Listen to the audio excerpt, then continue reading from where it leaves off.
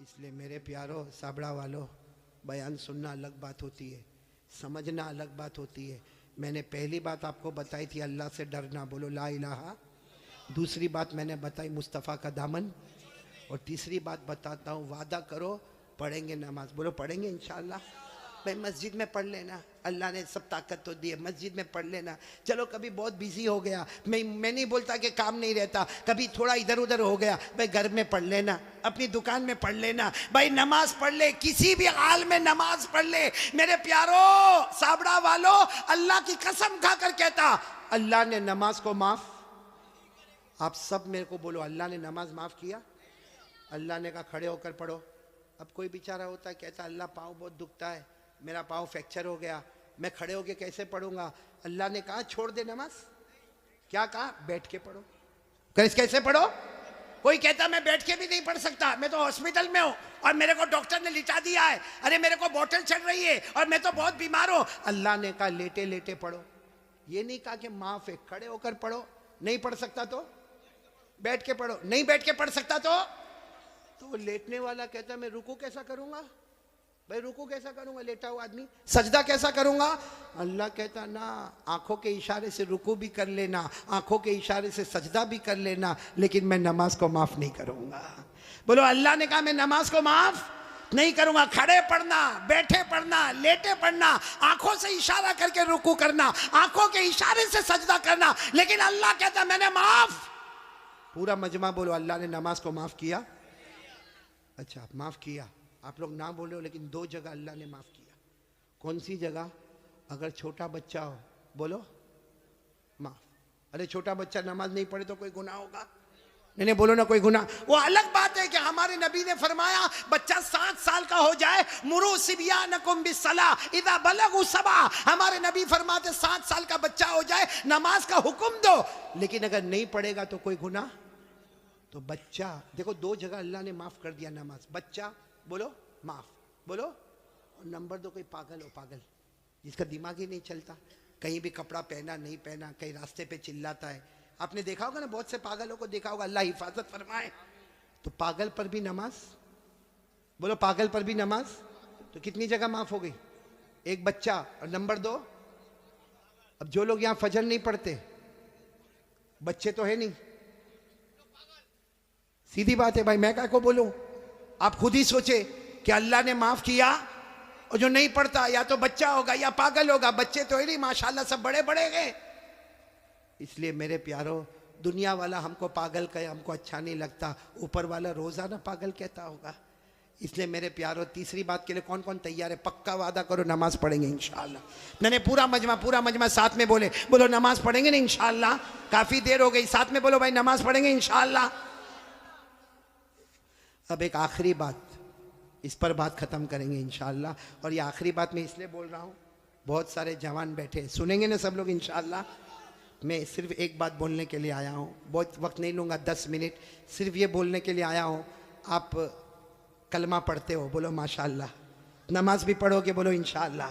रोज़ा भी रखोगे रमज़ान में इंशाअल्लाह। एक गुनाह, मेरे प्यारो, एक गुनाह ऐसा है जो मौत के वक्त कलमा भी नसीब नहीं करता। सुन लो साबड़ा वाले, सब सुन लो, वो गुनाह कौन सा है? अगर मेरी और आपकी माँ नाराज़ है या बाप नाराज़ है, अल्लाह मौत के वक्त कलमा भी नसीब नहीं करेगा। इसलिए मैं तमाम से कहूँगा, अपनी माँ से माफ़ी मांग लो भाई, अपने अब्बा से माफ़ी मांग लो। बहुत सारे यहाँ जवान बैठे, अरे मेरे को मालूम नहीं ये कैसे अपनी माँ को गाली देता है, माँ को डांटता है, माँ को धक्का मारता है, माँ के ऊपर हाथ उठाता है, माँ को कभी कभी कहता माँ तेरा घर नहीं, अपने घर चली जा। क्या है मेरे दोस्तों? नहीं सच बताओ, ये हमारा ईमान है?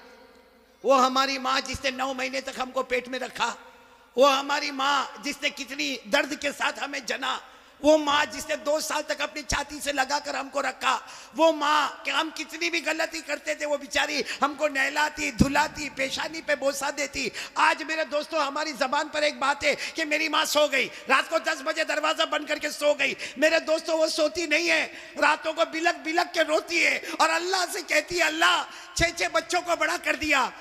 अच्छे बच्चे मिलकर एक माँ को नहीं संभाल सकते। मेरे प्यारो, एक बात का मेरे को जवाब दे दो, हमारे नबी से बढ़कर कोई नबी? हमारे यहाँ पे आप जाते होंगे मस्जिद में, बोलो जाते होंगे ना मस्जिद में, नमाज पढ़ने जाते होंगे तो टाइम लगा होता है, घड़ी लगी होती है भाई। जैसा 8 बजे तो ईशा की नमाज खड़ी होगी। हमारे नबी के ज़माने में घड़ी थी, बोलो ना, हमारे नबी के ज़माने में घड़ी थी ना। ईशा का वक्त हुआ, सारे साहब आके बैठ गए। जब हमारे नबी आते थे आकर ईशा की नमाज पढ़ाते थे।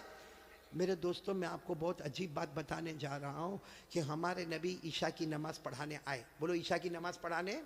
और ये उस वक्त की बात है जब हमारे नबी की उम्र 50 से ज़्यादा हो गई, 50 से ज़्यादा। हमारे नबी नमाज पढ़ाने आए। अब सारे साहबा खड़े होने लगे कि चलो ईशा की नमाज होगी।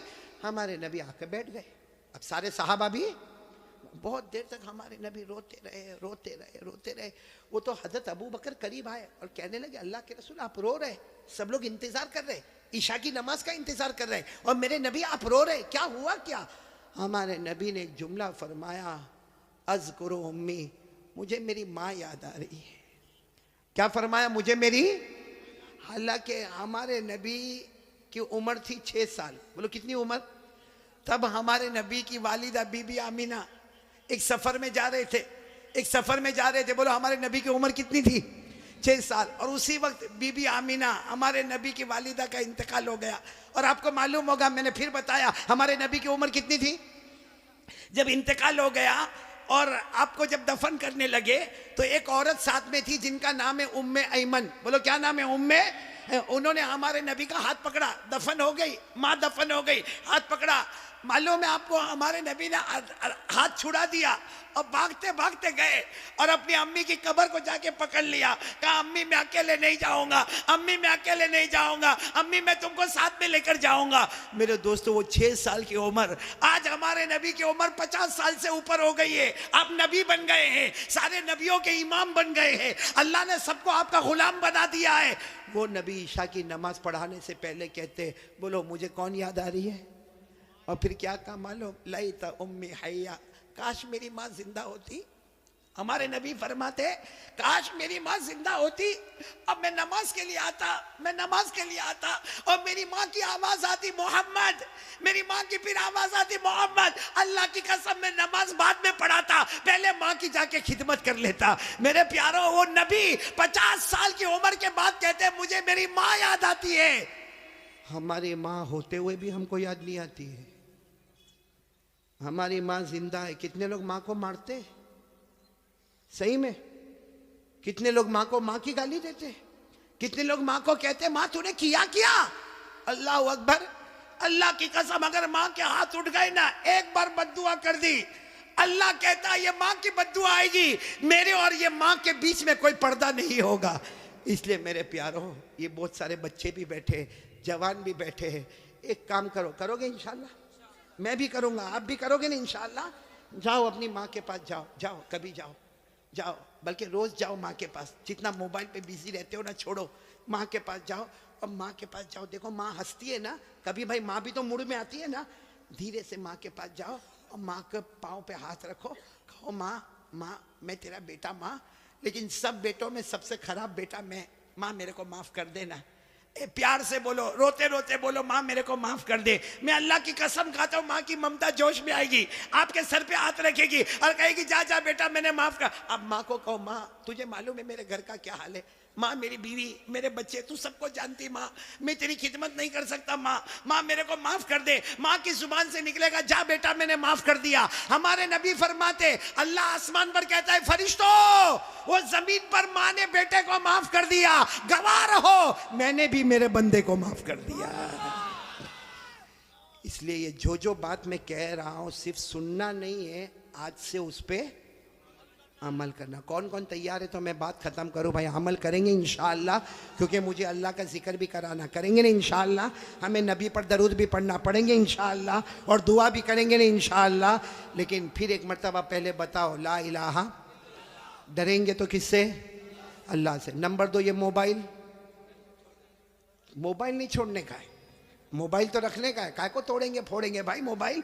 30,000 का 40,000 का, उसमें कुरान की आयतें लेकर आओ, उलमा के बयान लेकर आओ, तकरीर लेकर आओ, नज़म लेकर आओ, नात लेकर आओ, अच्छी अच्छी ज्योग्राफी, हिस्ट्री, मैथमेटिक्स, जो दुनिया के इल्म है वो उसमें लोड कर दो, ताकि हमारे पास दीन का इल्म भी हो, हमारे पास दुनिया का भी इल्म हो। बोलो करोगे ना इंशाअल्लाह। लेकिन ये कौन सी गेम बताई थी, भूल गया। हाँ वो बोलो कौन कौन, हाथ ऊपर करो। नहीं खेलेंगे इंशाअल्लाह, बल्कि कोई भी गेम मोबाइल पर नहीं खेलेंगे। कोई भी लड़की को नचाने का काम, बोलो पक्का वादा ना इंशाअल्लाह। हाँ बोलो ला इलाहा। दूसरी बात मुस्तफ़ा का दामन। नंबर 3 नमाज का दामन। और नंबर 4 कौन कौन तैयार है अपने माँ बाप से माफ़ी मांग लेंगे इंशाअल्लाह। बोलो मांगेंगे ना, प्यार मोहब्बत से मांग ले, हम नीचे नहीं होंगे, हमारी नाक नहीं कटेगी, अल्लाह बहुत इज्जतों से माला माल कर देगा। मैं अब तमाम का जितने साबड़ा में आए हैं, माशाअल्लाह आपका इंतज़ाम जो देखा, और मेरी तबीयत ठीक नहीं, फिर भी अब दावत कबूल कर ली थी तो मैं आ गया। अब यहाँ से फिर वापस लंबा सफ़र करना है। आप सब दुआ करें अल्लाह सफ़र को आसान फरमाए। लेकिन मैं 4 अमानत आपको दे के जा रहा हूँ, याद रहेगी ना अमानत? आइंदा आइंदा आओ ना, आओ कि ना, आओ कि नहीं आओ आइंदा? तो ये 4 बातें याद रखोगे, ला इलाहा इल्लल्लाह, मुस्तफ़ा का दामन, नमाज का दामन और माँ बाप की खिदमत। बस अल्लाह आपको और जिन लोगों ने मुझे दावत दी, ख़ास करके यहाँ के उलमा, मैं जब आ रहा था तो मुफ्ती आज़मतुल्लाह साहब यहाँ बयान कर रहे थे, अल्लाह उनकी भी उम्र में बरकत अता फरमाए। जितने उलमा किराम ने यहाँ बयान किया, बल्कि अल्लाह तमाम उलमा, यहाँ हमारे मौलाना सोहराब साहब बैठे हुए हैं, इसी तरीके से हमारे मुख्तार भाई, हमारे अशरफुल भाई, हमारे मौलाना उस्मान साहब, और आज के दावत देने वाले ये पूरी